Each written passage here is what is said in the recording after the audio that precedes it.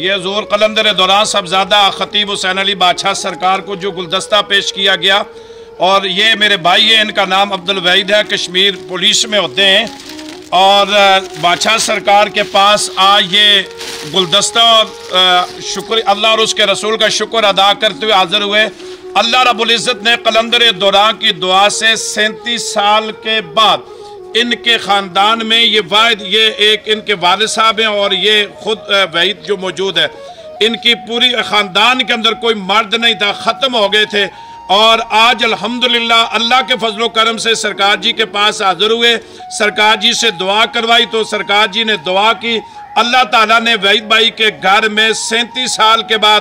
بیٹا عطا کیا، ان کے ساتھ ان کی والدہ بھی کھڑی ہے، اور اس بیٹے کی والدہ بھی موجود ہے جس بیٹے کا نام حیدر علی رکھا گیا۔ اور آج دربار علیہ بلاوڑہ شریف میں لوگ کہتے ہیں کہ اللہ کے ولیوں کی دعاؤں سے کیا ملتا ہے اور اللہ کے ولی کے پاس جانے سے کیا ملتا ہے۔ دوستان دی وقار، اللہ کے ولیوں کے پاس جانے سے اللہ کا کرم بھی ملتا ہے، اللہ کا فضل ملتا ہے، انسان کی نیت اور ارادہ سچا ہو۔ اب دیکھیے کہ 37 سال کے بعد جس کے گھر میں اللہ اولاد دیتا ہے اور جس کو بیٹے کی نعمت سے نوازتا ہے، یہ اللہ کے ولی کی دعا اور یہ کرامت نہیں اور کیا ہے۔ اور جو بھی بندہ حضور قلندر دوران کے دربار شریف پہ حاضری دیتا ہے، اب دیکھیں کہ یہ تو خوشی ان کو محسوس ہو رہی ہے، اس لیے کہ 37 سال کے بعد وہ بھائی کہہ رہے تھے کہ صرف میرے والد صاحب ہیں میرے خاندان میں اور ایک میں ہوں، اور چونکہ موت اور زندگی تو انسان کی زندگی کا ایک حصہ ہے، ان کا خاندان ختم ہو جاتا، اور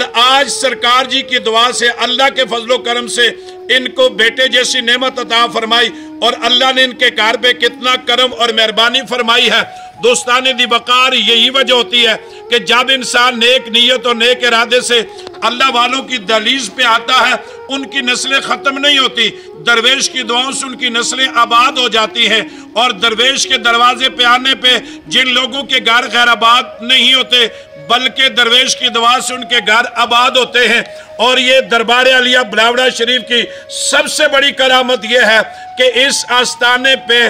جو بندہ جس نیت کے ساتھ آیا ہے، جو مرض لے کر آیا تو اللہ نے اسے مرض سے شفا دی ہے، اور اگر کوئی بے اولاد آیا تو اللہ تعالیٰ نے اسے اولاد جیسی نعمت عطا کی ہے۔ چونکہ قلندر دوران کے زندگی کا جو مقصد وہ صرف اور صرف ایک ہے کہ اللہ اور اس کا رسول راضی ہو جائے، اور اللہ کے رسول کے راضی ہونے کی یہ نشانی ہے، یہ دلیل ہے۔ اس لیے کہ آج دربار علیہ بلاوڑہ شریف کے اس وقت بھی یہ رات کے پچھلے پیر فجر ہونے والی ہے، اور آپ دیکھیں تو لمبی لمبی قطاریں موجود ہیں۔ کیوں کہ یہ آستانہ وہ ہے کہ جو لوگ جھولیاں خالی لے کر آتے ہیں، حضور قلندر دوران اللہ سے خیرات لے کر ان جھولیوں میں ڈالتا ہے۔ بے اولاد آتے ہیں، آج دیکھیں کہ یہ میرا بھائی کتنا خوش ہے کہ اللہ تعالیٰ نے پھر ایک نئے صبح کا آغاز کر دیا، اللہ نے پھر ایک نئی زندگی عطا فرما دی کہ بیٹے جیسی نعمت عطا فرمائی۔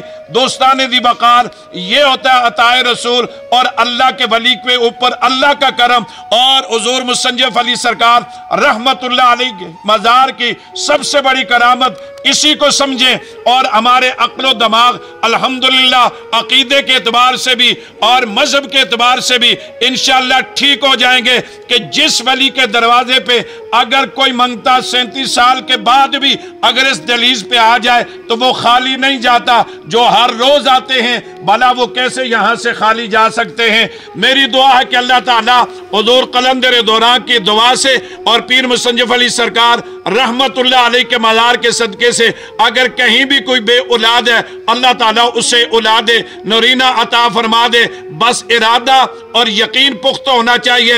ارادے جن کے پختہ ہو، نظر جن کی خدا پر ہو،